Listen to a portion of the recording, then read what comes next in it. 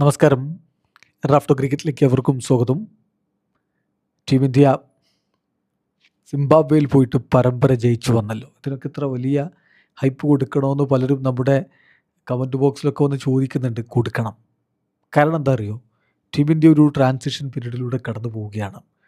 യൂറോപ്പിൽ പോയിട്ട് അയർലൻഡിലും ഇംഗ്ലണ്ടിലും പരാജയപ്പെട്ടിട്ടാണ് നമ്മുടെ ടീം വന്നത്. വൈറ്റ് ബോൾ ക്രിക്കറ്റിൽ നമുക്ക് ഒരു തിരിച്ചുവരവ് അത്യന്താപേക്ഷിതമാണ്.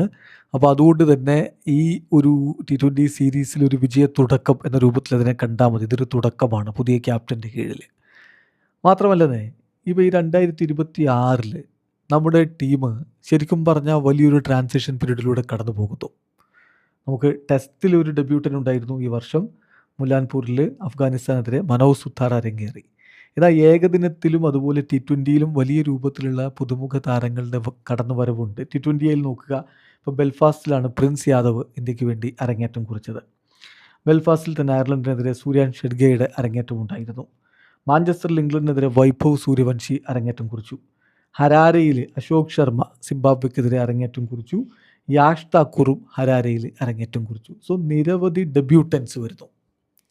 ഇതിൽ ഇന്ത്യൻ പേസ് ബൗളിങ്ങിൽ ഭാവിയിലേക്കുള്ള താരങ്ങളുണ്ട് എന്നുള്ളത് തന്നെയാണ് നമുക്ക് ഇതിലൂടെ മനസ്സിലാവുന്നത്. അപ്പോൾ മായങ്ക് യാദവൊക്കെ ഇപ്പോൾ ഡെബ്യൂ ചെയ്തതല്ലെങ്കിലും അദ്ദേഹത്തിൻ്റെ പേസിൻ്റെ ഒക്കെ ആ ഒരു കാഠിന്യം എത്രത്തോളമാണ് എന്നുള്ളത് എല്ലാവർക്കും അറിയാം. സോ ഒരു ട്രാൻസിഷൻ പീരീഡിലേക്ക്, പുതിയ താരങ്ങളുടെ വളർന്നു വരവിലേക്ക് ഉള്ളൊരു സമയമാണിത്. ODIയിൽ ഇതുപോലെ തന്നെ ഈ വർഷം ഡെബ്യൂട്ടൻസ് ഉണ്ടായി. ധരംശാലയിൽ അഫ്ഗാനിസ്ഥാനെതിരെ ഹർഷ് ദ്യൂബെ ഡെബ്യൂ ചെയ്തു. ധരംശാലയിൽ തന്നെ അഫ്ഗാനെതിരെ ഗുർനൂർ ബ്രാർ ഡെബ്യൂ ചെയ്തു. ലക്നൌവിൽ അഫ്ഗാനെതിരെ പ്രിൻസ് യാദവ് ഡെബ്യൂ ചെയ്തു. ചുരുക്കി പറഞ്ഞാൽ ഒരു യങ് ബ്ലഡിനെ ഇന്ത്യൻ ടീമിലേക്ക് ഇഞ്ചെക്റ്റ് ചെയ്യുന്ന ഒരു സമയമാണ്. അപ്പോൾ ചിലപ്പോൾ ചില കളികളൊക്കെ തോറ്റെന്നൊക്കെ വരാം.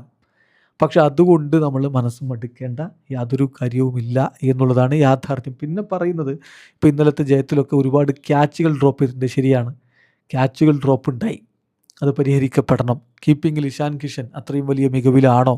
അല്ല എന്നുള്ളതൊരു യാഥാർത്ഥ്യമാണ്. സിമ്പിൾ സംഗതി പോലും അദ്ദേഹം മിസ് ചെയ്തത് വലിയ രൂപത്തിൽ ചർച്ചയായിട്ട് മാറി. പിന്നെ അഭിഷേക് ശർമ്മയുടെ ഫോം ഔട്ട്, അത് അദ്ദേഹം തിരികെ വരുമെന്ന് തന്നെ പ്രതീക്ഷിക്കാം. മികച്ച ഫോമിലേക്ക് അദ്ദേഹം തിരികെ എത്തട്ടെ. പക്ഷെ അപ്പോഴും ഒരുപാട് പോസിറ്റീവ് കാര്യങ്ങളുണ്ട്. പേസ് ബൗളിങ്, പിന്നെ വൈഭവ് സൂര്യവംശി തൻ്റെ IPLലും മറ്റുമൊക്കെയുള്ള മികവ് ഇൻ്റർനാഷണൽ ക്രിക്കറ്റിലേക്ക് കൂടി ട്രാൻസ്ഫോം ചെയ്യുന്നു എന്നുള്ളത്, വീണ്ടും ഒരു വിജയ വഴിയിലേക്ക് എത്തിയിട്ടുള്ളത്. വൈഭവ് സൂര്യവംശിയുടെ കാര്യത്തിൽ നോക്കുക, youngest player to score 50, youngest player to score multiple 50. ആ 16 വയസ്സിന് മുമ്പ് ആരും ഇൻ്റർനാഷണൽ ക്രിക്കറ്റിൽ മൾട്ടിപ്പിൾ 50 നേടിയിട്ടില്ല. Youngest player to win player of the match, youngest player to win player of the series. അപ്പം ഇനി ഒരു കാര്യം ഉറപ്പാണ്, അടുത്ത കുറച്ച് കാലങ്ങളിലേക്ക് എന്ത് റെക്കോർഡുകളുടെ കൂടെയും യങ്ങസ്റ്റ് എന്നുള്ളത് വൈഭവ് സൂര്യവംശി സ്വന്തമാക്കും എന്നുള്ള കാര്യം ഉറപ്പാണ്. അവൻ അത്രയും വലിയ കോൺഫിഡൻസിലുമാണ്. അവൻ കളിക്കൊക്കെ ശേഷം നടത്തുന്നുള്ള ഒരു പ്രതികരണമുണ്ട്. ഡ്രീം കംസ് ട്രൂ എന്നാണ് അവൻ പറഞ്ഞത്. അവൻ്റെ സ്വപ്നം ഇവിടെ യാഥാർത്ഥ്യമാകുന്നു. It's truly a dream come true moment, getting my first man of the match and man of the series awards. I am very happy എന്നാണ് അവൻ ഇന്നലെ പറഞ്ഞത്. I felt really good. ഞങ്ങളുടെ പ്രിപ്പറേഷൻസ് വളരെ മികച്ചതായിരുന്നു. ഈ ഒരു ഹരാരയിലെ മത്സരങ്ങൾക്ക് ഞാനിവിടെ അണ്ടർ-19 വേൾഡ് കപ്പും ഇവിടെ കളിച്ചിട്ടുണ്ട്. സോ ഈ വെന്യൂ ഞാൻ വളരെയധികം ഇഷ്ടപ്പെടുന്നു, എൻജോയ് ചെയ്യുന്നു. Everyone back to me. Captain ആണെങ്കിലും കോച്ചാണെങ്കിലും എല്ലാവരും എന്നെ നല്ല രൂപത്തിൽ പിന്തുണക്കുന്നു എന്നും അവൻ പറയുന്നുണ്ട്. അത് VVS ലക്ഷ്മൺ കളിക്കേഷം പറയുന്നുണ്ട്.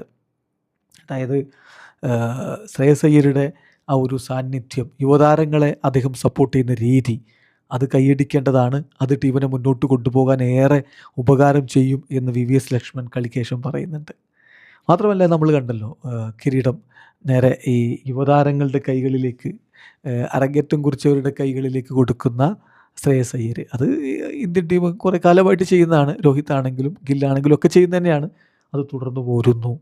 അപ്പം എല്ലാം കൊണ്ടും ഒരു പോസിറ്റീവ് ആയിട്ടുള്ള ഭാവി മുന്നിൽ കണ്ടുകൊണ്ടുള്ള നീക്കങ്ങളാണ് ഇവിടെ നടത്തിക്കൊണ്ടിരിക്കുന്നത്. അപ്പോൾ അതിനിടക്ക് വരുന്ന ചെറിയ കാലിടറലുകൾ വലിയ രൂപത്തിൽ ആഘോഷമാക്കേണ്ടതില്ല.